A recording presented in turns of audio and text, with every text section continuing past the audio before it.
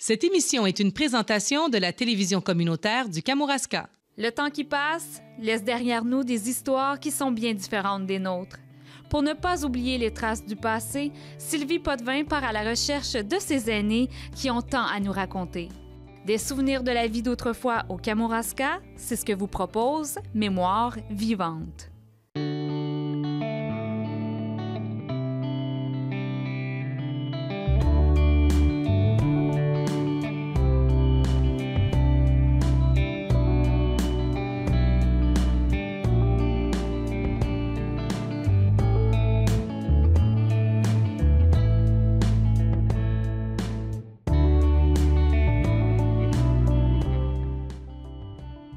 Cette semaine, à Mémoire vivante, je vais à la rencontre de l'ancien registraire, M. Louis-Henri Gagnon.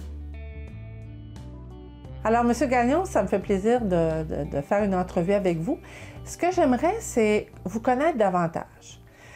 Vous êtes né à quel endroit? Je suis né à Saint-Pacôme, mais je ne suis pas demeuré tellement longtemps. C'était quelque chose d'un peu au hasard que je suis venu au monde à Saint-Pacôme. J'ai été 2 mois à Saint-Pacôme. Ah oui? Oui. Ben, c'est que mon père, il jouait le rôle d'un ingénieur au ministère de la Voirie dans les années 1929-30. Alors, il voyait aux réfections des routes. OK. Bon, il a travaillé de la Pocatière jusqu'à Saint-Alexandre, mais par la suite, il a continué, il est allé travailler, il était responsable des travaux aller jusqu'à Saint-Anne-des-Monts. Alors ça s'est fait, puis il est arrivé qu'on a été transféré, mon père était transféré à la Malbaie.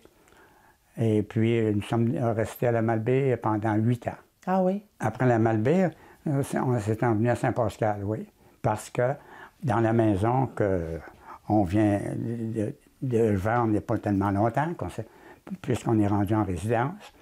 Alors cette maison-là, mon père l'avait achetée lorsque nous étions à la Malbaie. Ah oui? En prévision qu'à un moment donné, parce que nous autres, ils nous appelaient, on était des sudistes, on restait au sud.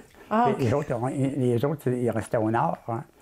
Alors, ma mère était de Saint-Pascal. Mon père était de Saint-Pacôme, était de Saint-Pascal. Il avait acheté une maison à Saint-Pascal. Et la maison où j'ai demeuré à Saint-Pascal, c'est où je demeurais, était située juste en face de la maison où ma mère était venue au monde. Ah oui? Oui.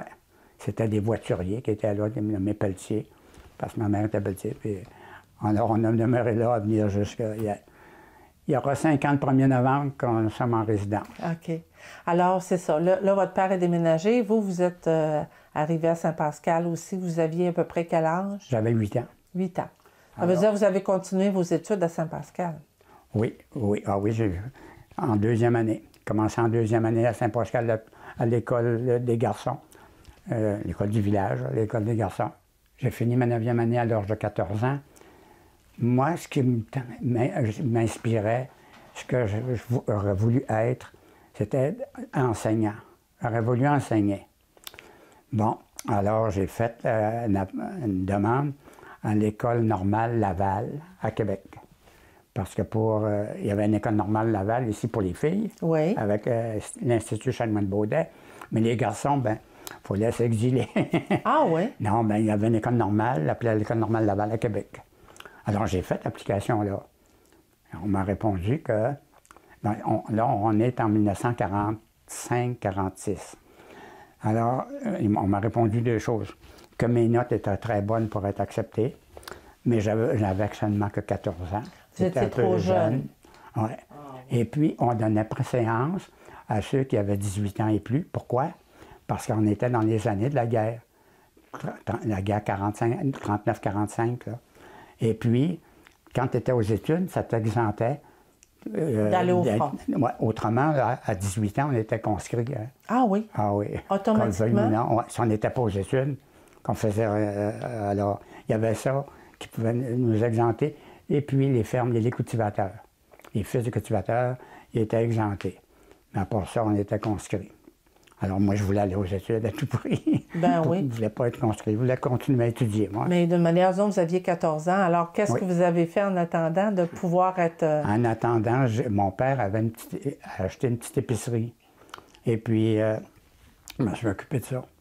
Je m'occupais d'aller faire de... On avait un petit poney. On allait faire de la livraison. Ah oui? Puis après ça, ben, à l'âge de 17 ans, j'ai eu mon permis de conduire. Et puis là, j'allais faire les livraisons. Vous aviez une automobile? Oui, une vieille automobile de mon père. Ah, l'automobile Puis, de votre père. Oui, puis j'allais faire des livraisons. Et à un moment donné, ben, en 1947, là, la guerre était finie. Et puis, j'ai pu entrer au collège de Lillette. Moi, je voulais aller en affaires, commerce. Alors, c'était un collège commercial. Là, vous aviez eu la piqûre du commerce avec C'est ça. l'épicerie. Alors là, ça me disait, il n'y a pas d'autre chose, je m'en vais dans le commerce. OK. Alors, il y avait la 10e et 11e année. Puis après ça, moi, j'ai voulu faire une 12e année. Alors, avec l'école, avec les Frères écoles chrétiennes, l'école à Québec, là, l'Académie commerciale, qui était dirigée par les Frères écoles chrétiennes. Alors, j'ai pu faire une 12e année là. Et puis là, la 12e année, là, dans les... En tout cas, ce qui arrivait assez bien en classe, si tu veux, là, les industries venaient nous voir. Ah, OK. Ah oui, nous offrir des emplois. Alors, il y avait des emplois à Lillette. Puis, finalement, ben, ils ne nous payaient pas tellement cher, on n'avait pas d'expérience. On avait un cours, mais sans expérience.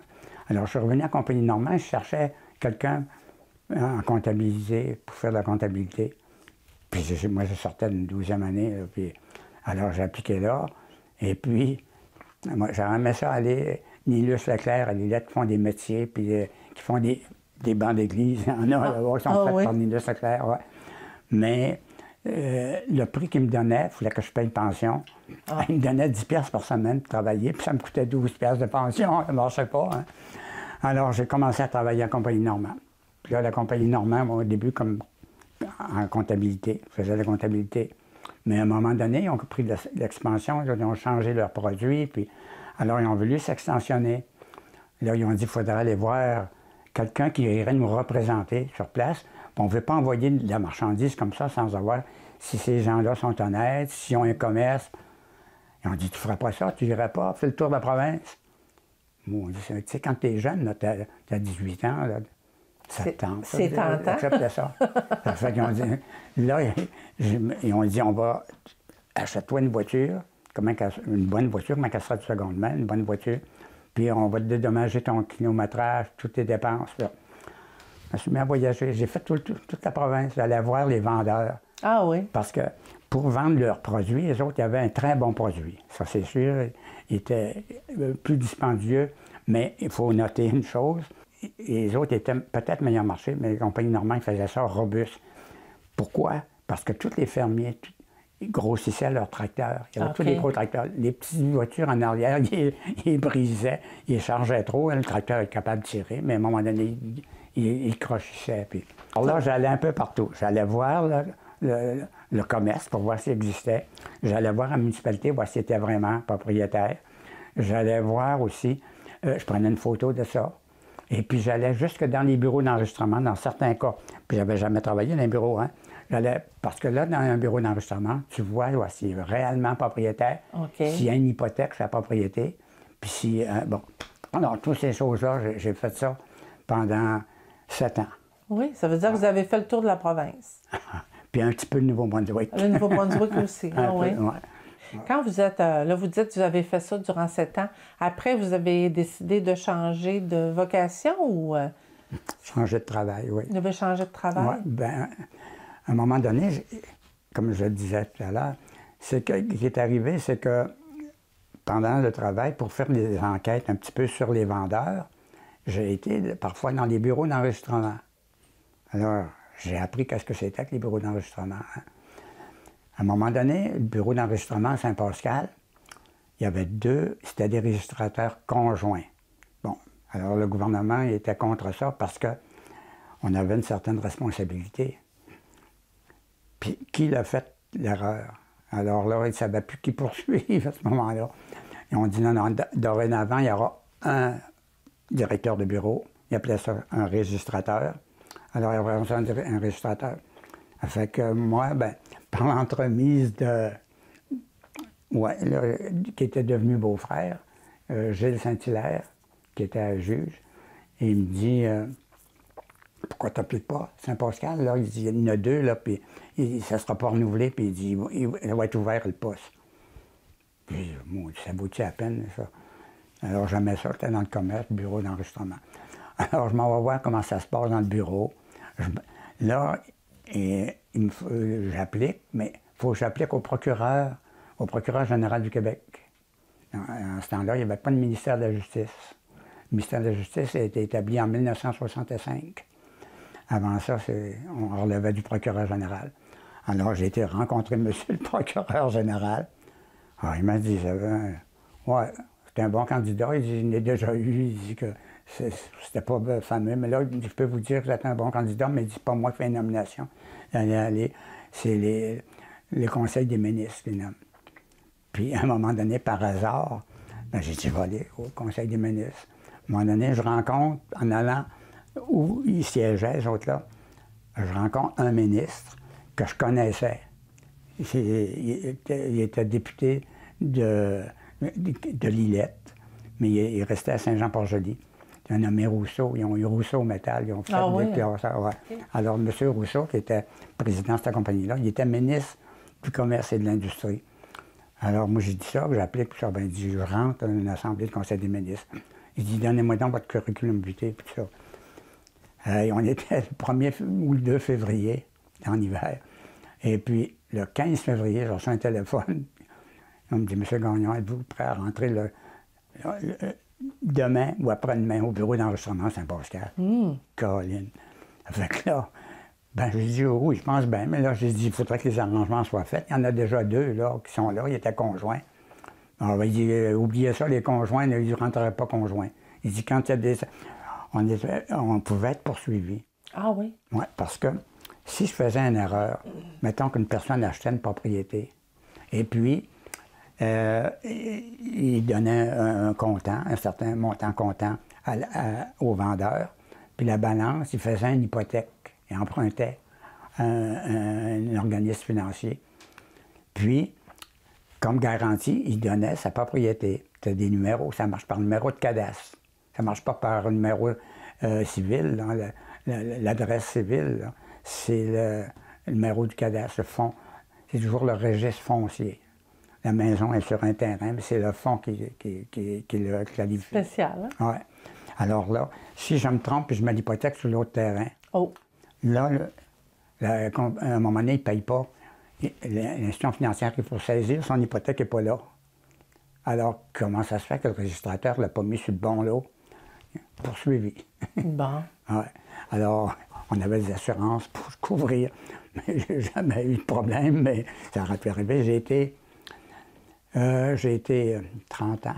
30 ans? 30 ans directeur du bureau, de 1961 à 1991. Quelque chose, hein? Ah ouais. Vous aimiez ça? Oui. J'ai laissé, j'avais 60... Un petit peu, j'ai commencé à 31 ans, j'ai laissé à 61 ans. Puis j'aurais continué jusqu'à 65. Et puis, là, ils ont dit, ils forçaient qu'à prendre une retraite parce qu'il y avait des nouveaux arrivants. Des jeunes qui avaient un diplôme en droit. Ça prenait du droit là-dedans parce que tu avais tout... Beaucoup de choses légales, j'imagine. C'est ça, hein. Les contrats d'hypothèque, il y avait des clauses de délation en paiement, toutes sortes de choses dans ça, il fallait savoir. Puis après, quand vous avez décidé de prendre votre retraite à 61 ans, vous avez décidé de faire quoi? Vous étiez encore très jeune pour tout lâcher? Oui, j'ai pas tout lâché. J'étais un petit peu dans toutes sortes de comités de la place. Hein, et puis, à un moment donné, 2-3 ans après, qu'est-ce qui est arrivé? J'ai tombé mère. Non, c'est un accident, tombé mère? Oui, ça faisait une couple d'années que des gens ils venaient par groupe me voir. Il y avait M. Ernest Ouellette, c'est lui que j'ai remplacé. Ernest Ouellette, c'était un homme, c'est un visionnaire, c'était un homme mais il a été 20 quelques années maire, puis là, il était rendu assez âgé, il était rendu à 76, 78, là, hein. Puis il voulait laisser ça, mais il voulait pas trop laisser ça. Moi, j'ai dit aux gens, ça m'intéresserait peut-être la mairie, là, je sors à la retraite. Mais j'ai dit, je ne veux pas faire la lutte à M. Ouellet. Parce que j'avais travaillé des choses. La Société d'histoire ici qui existe, j'ai fondé ça avec Ernest Ouellet puis Mme Dumais, Monique Dumais. Alors, je ne peux pas y faire... À un moment donné, au bout d'une couple d'années, il m'apparaît, c'était au bureau d'enregistrement encore, là, avant que je laisse. Il dit, je viens de voir parce qu'il dit, je laisse la mairie aux élections. Puis là, il dit, je voudrais prendre ça, tu es capable de faire ça. Ben, je dis, peut-être, oui. Mais j'avais été déjà sur le conseil municipal, moi. Ah, vous avez déjà été échevin? Oui, j'ai été échevin pendant 3 ans. Fait que je connaissais un peu le roulement.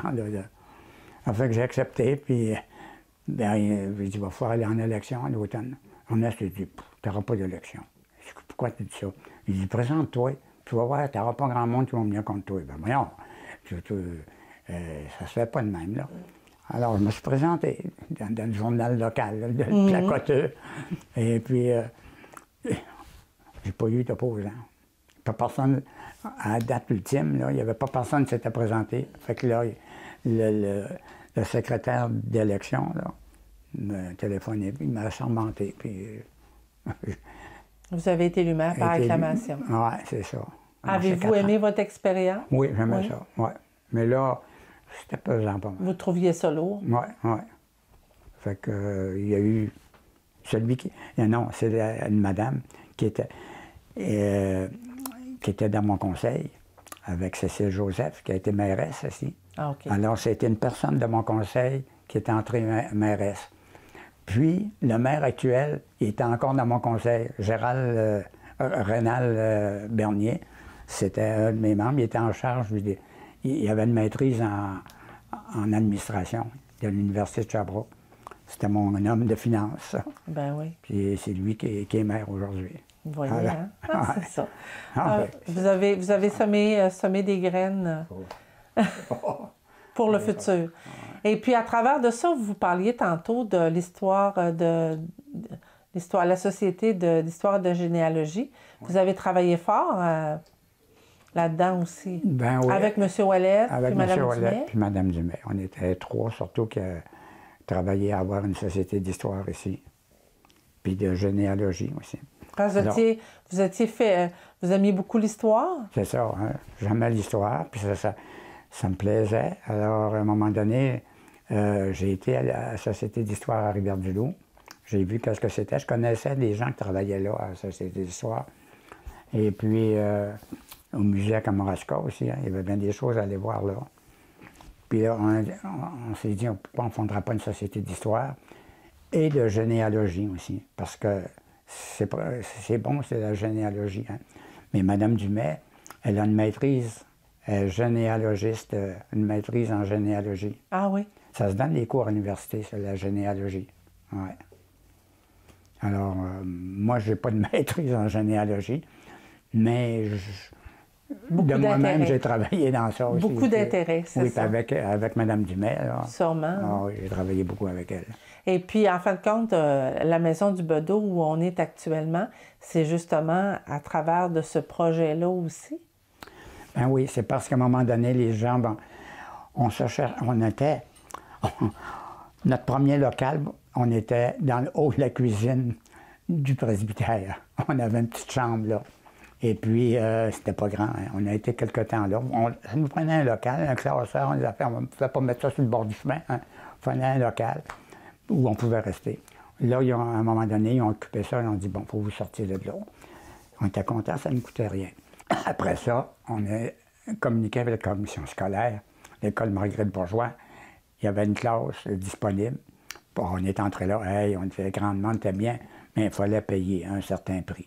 Bon, alors ça a fait.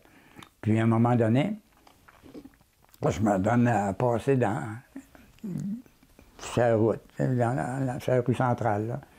Il y a une personne, c'était une madame, une jeune madame. Elle me dit, écoutez, vous ne cherchez pas, on dirait que vous cherchez un local. Vous étiez au presbytère, là, 138 commission scolaire. Elle dit, vous n'aimeriez pas ça, avoir une maison, vous autres? Ben, j'ai dit, c'est ce que je rêve à ça, moi. Parce que je parlais de ça avec Monique Dumais. Elle me disait, il faudrait avoir une maison. C'est pas assez grand une classe encore. Avoir une maison avec siège social. Là. J'ai dit, ben oui. Elle dit, va vous donner une idée. Elle dit, c'était la maison du Bédot, le Bédot Lagacé, Hervé Lagacé. Il restait dans cette maison-là. Il est resté dans cette maison-là. Puis cette maison-là, on est chanceux. On va avoir de la chance pour nous autres. Alors, je fais des farces avec ça un peu. C'est qu'elle a été construite avec le bois du vieux presbytère. Ah oui? Oui. Fait que, bon, ben, écoute, j'ai dit, je vais aller voir. J'ai été voir les marguilliers. Puis ils m'ont dit, ouais, c'était à vendre. Ils m'ont dit, oui, on voudrait la vendre, mais on va défaire. Pourquoi ça, j'ai défaire cette maison-là?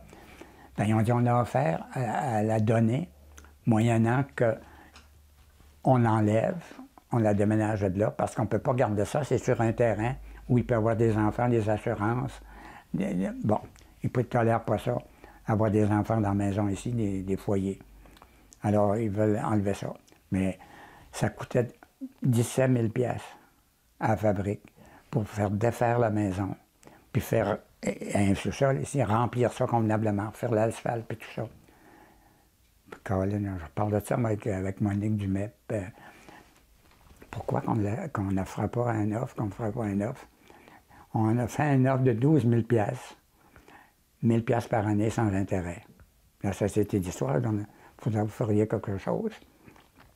La fabrique, ils se rendent compte, ils ont dit, hey, ça nous coûte 17 000 $ pour faire défaire la maison puis tout nettoyer ça. Là, au lieu de perdre d'argent, on en reçoit 12 000. C'est pas beaucoup, mais c'est pas mal mieux. Ça fait 29 000 $, ça. Si on fait le 17 000 puis le 12 000. Alors, la fabrique, le conseiller accepte ça. Mais au diocèse, ça passe pas. Ah non? Ils ont dit, j'ai dit, comment ça passe pas? Ben, ils ont dit, un tel. J'en connais un, moi, qui siège là. Il était notaire autrefois. Puis les notaires, je les ai tous connus. Ils venaient tous au bureau d'enregistrement enregistrer le contrat. Ben oui, c'est ça. Alors, j'ai dit, je vais aller le voir.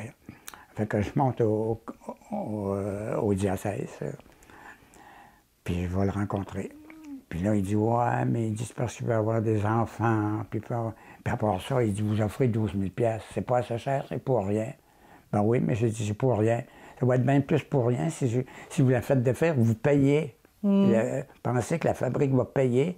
Puis là, nous autres, il dit, on leur en donne d'argent.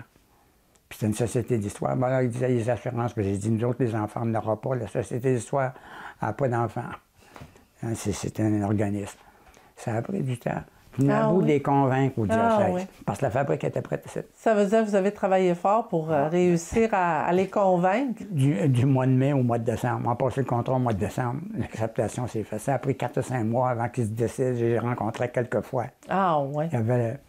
Tu as dû connaître le notaire Lamonde.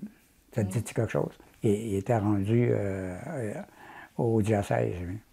Puis son frère était prêtre aussi. Puis moi, il venait au bureau, je connaissais. Bon, ben finalement, ils ont réussi et ils ont décidé. Fait que vous avez pu aménager. Oui. Quand vous faites le bilan de votre vie, vous regardez les années antérieures, c'est quoi vos plus beaux souvenirs? C'est une bonne question. Ou les moments les plus marquants de votre vie? Oui. Je devrais être capable de répondre normalement. Parce que je suis après écrire mes mémoires. Ah oui? Ça, c'est intéressant. Ouais, des événements. Parce que vous n'avez pas connu la guerre. Vous êtes... Bon, tu tombes sur un événement que je vais te parler. Non, j'ai pas connu la guerre. La guerre 39-45, là. Je me rappelle d'avoir écrit ça. Ce qui me surprenait beaucoup, c'est que je disais, la guerre est déclarée, la guerre 39-45. Alors l'Allemagne s'était emparée de la Pologne. Hein, bon. Puis sans avertir. En tout cas, il y avait un nom à ça. Là. Et il avait saisi la Pologne, il l'avait pris sans avertir, sans donner qu'on était en guerre. Puis avec la Pologne, on continuait. Puis là, ils s'en venaient dans des pays d'Europe, puis venir chercher Gibraltar pour couper la Méditerranée. Alors, je suivais ça un peu dans ce temps-là. Mais je disais ce qui m'a... C'était à la radio, j'imagine, que vous entendiez ça, hein? Alors, dans mes mémoires, c'est ça, je dis, on entendait souvent toutes les nouvelles à la radio. Ce qu'on entendait parler de la guerre. Il paraît qu'il y a un sous-marin allemand qui a déjà monté dans le fleuve Saint-Laurent. Tu as dû entendre parler de ça déjà? Sûrement. Et puis, le soir, passé une telle heure, toutes les lumières en bordure des municipalités, en bordure du fleuve, devaient éteindre leurs lumières. Ah oui? Oui. Pour ne pas indiquer aux navires allemands qui pouvaient venir, ou aux sous-marins même, qui pouvaient voir la rive, où ils pensaient qu'il y avait plus de lumière, il y avait une ville, la population. Ça ne donnait rien d'envoyer des missiles où il n'y a pas grand monde, mais alors ils demandaient, ah oui, pendant un certain temps. Il y a une bombe qui s'est échappée dans le fleuve vis-à-vis de Saint-André. Tu as dû entendre parler de ça, hein? Oui, par quelqu'un de Saint-André qui n'a eu connaissance. Ah oui, tu as fait un bruit énorme, oui. Ah oui. Puis il y a des sous-marins qui sont montés. Fait que ça a été un moment pour vous oui, puis après ça, ce qui était aussi, on voyait passer des camions remplis de soldats. Ah oui? Hein, à un moment donné, on n'était pas habitué à voir ça dans nos villages. Il passait peut-être 8-10 camions, puis avec un genre de char d'assaut à travers ça. Ah oui? Porté sur un camion, là, tu sais, sur une... On appelle ça en français une flotte, là, mais alors il embarquait ça là-dessus, là, puis on voyait, un char d'assaut. Puis il y avait des voitures, des petits camions, là, avec des soldats, mais ils s'en allaient où? Ils s'en allaient à Halifax pour prendre... Pour prendre le bateau, pour traverser? Oui, au Hershey. C'est ça qu'ils appelaient, on s'en va au Hershey, ils s'en vont à l'autre bord. Tout ce qu'on voyait, on pouvait voir sur le journal en grosses lettres, tout ce qu'ils disaient aux nouvelles à la radio. C'était impressionnant. Quand tu entends, ils parlaient de ça, de la guerre. Absolument. L'Allemagne avait pris telle petite ville, s'approchait de l'Angleterre. Ah, s'ils prenaient l'Angleterre, là, parce que l'Angleterre, ils empêchaient d'avancer en Espagne, au Portugal, pas de descendre. Mais on dit, s'ils prennent l'Angleterre, là, le restant, il va y passer. Puis après ça, on disait, un jour, ça va, on va les avoir par chez nous. OK. Mais il paraît que les Allemands, ils ont quand même... Non, ils ont monté dans le fleuve. Il y avait des sous-marins qui ont monté. Il paraît que ça, c'est prouvé maintenant qu'ils ont fait ça. Bien, merci beaucoup, M. Gagnon. Ça m'a fait plaisir. Ce fut très plaisant de jaser avec vous cet après-midi et de vous connaître davantage. Ah bon? Moi, j'ai trouvé ça plaisant. J'ai trouvé ça agréable que je jase comme ça, que vous m'écoutiez.